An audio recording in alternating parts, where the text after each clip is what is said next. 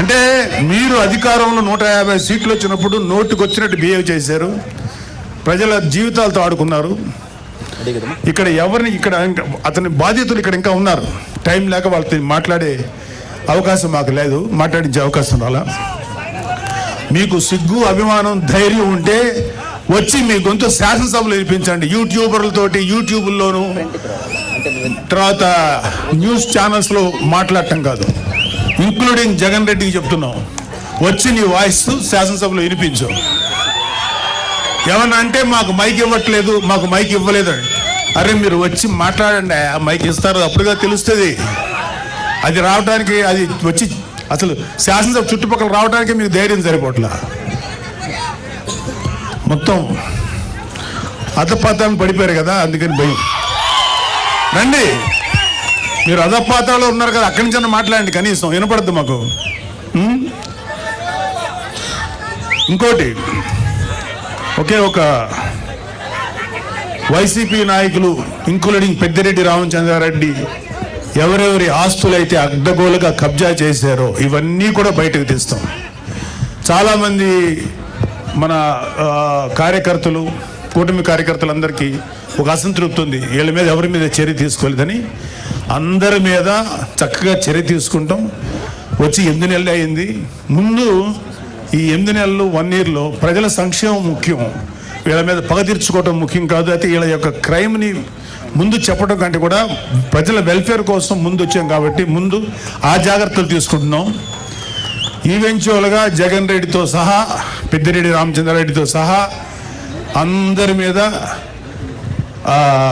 మన కాకినాడ ద్వారంపూడితో సహా ప్రతి వాళ్ళ మీద చర్యలు తీసుకుంటాం. ఎవ్వడు లా నుంచి తప్పించుకోలేడు, చట్టం నుంచి ఎవ్వడు తప్పించుకోలేడు. ప్రతి వాడిని మెడబెట్టి లోపల తోస్తాం, అది గుర్తుపెట్టుకోండి.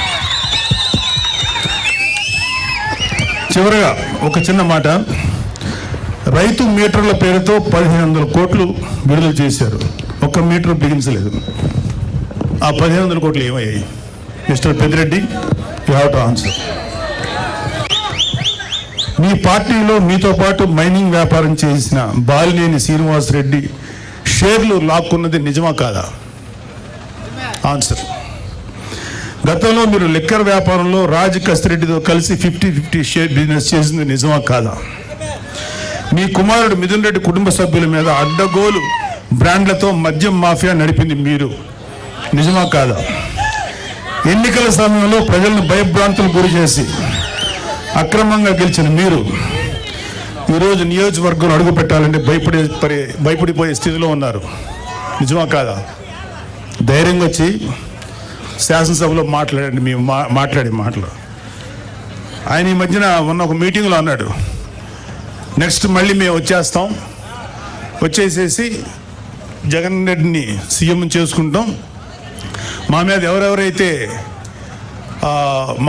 మా మీద దౌర్జన్యం చేశారు, వీళ్ళ మీద దౌర్జన్యం చేశామంట, వీళ్ళు చేసిన ఏదో పనులు బయట పెట్టి దాని గురించి మాట్లాడితే దౌర్జన్యంలా ఉంది.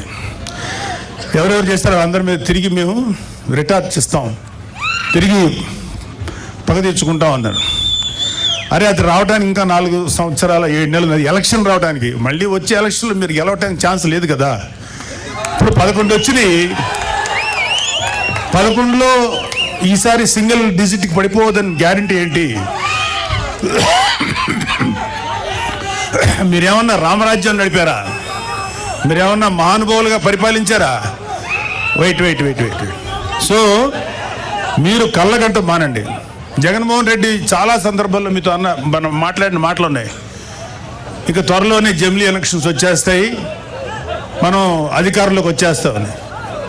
ఇంత ఇల్యూషన్ అంటే ఒక రకమైన మానసిక దీనిలో సైకలాజికల్ సమస్యలతో ఉన్న మీకు ఎప్పుడో 4 సంవత్సరాల 7 నెలలు 3 నెలలు 4 నెలల తర్వాత వచ్చే ఎలక్షన్స్ అప్పుడే వచ్చేస్తాయని చెప్పి జనాలతోటి మైండ్ గేమ్ ఆడుతున్నారు. లేకపోతే మీ కార్యకర్తలను ఉన్న వాళ్ళని సేవ్ చేసుకోవడానికి ప్రయత్నిస్తున్నారు. అరే మీ పార్టీలో ఎంతమంది ఉంటారో ఇంకా తెలియదురా, అందరూ వచ్చేస్తారు, చాలామంది బయటకు వచ్చేసారు. మీరు రైట్ హ్యాండ్ అని పేరు పెట్టిన విజయసాయిరెడ్డి బయటకు వచ్చేసాడు, మిగతా వాళ్ళు రావడం పెద్ద లెక్కేం కాదు. సో 22 లక్షల మంది ప్రజలు 11 మంది ఎమ్మెల్యేలు ఎన్నుకుంటే ఆ 22-25 లక్షల ప్రజల గొంతుకుని శాసనసభలో వినిపించలేని మీరు వచ్చే ఎలక్షన్లో గెలిచి ప్రజలకు ఏదో చేస్తారని చెప్పి భ్రమలో ఎవరు లేరు. గుర్తుపెట్టుకోండి. మీకు అందరికీ కూడా ఇంకొక 1 year 2 years లోపల అందరికీ మీ నేరాలకి, మీరు చేసిన అక్రమాలకి ఆన్సర్ చెప్పుకోవాలి. అలాగే కలిగిరి సభలో పెద్దిరెడ్డి రామచంద్రారెడ్డి గారి గురించి, అంటే ఈయన మాఫియా గురించి మోడీ గారు ఏమన్నారంటే, ఈ మైనింగ్ మాఫియా, ఎర్రచందనం మాఫియా వీళ్ళందరినీ తుంగలోకి తొక్కుతానని చెప్పారు. మోడీ గారు ఇంకా ఏం అనలేదు, మాకేం కాదని అని మీరేం సంతోషపడకండి. మీ నెత్తి మీద కత్తి ఏలాడుతుంది మీతో దారం సపోర్ట్తో. ఆ దారం ఎప్పుడైనా తెగుద్ది, అది మీ నెత్తి మీద గుచ్చుకుంటుంది, గుర్తుపెట్టుకోండి. కాబట్టి ఇది మన వేణుగోపాల్ రెడ్డి గారు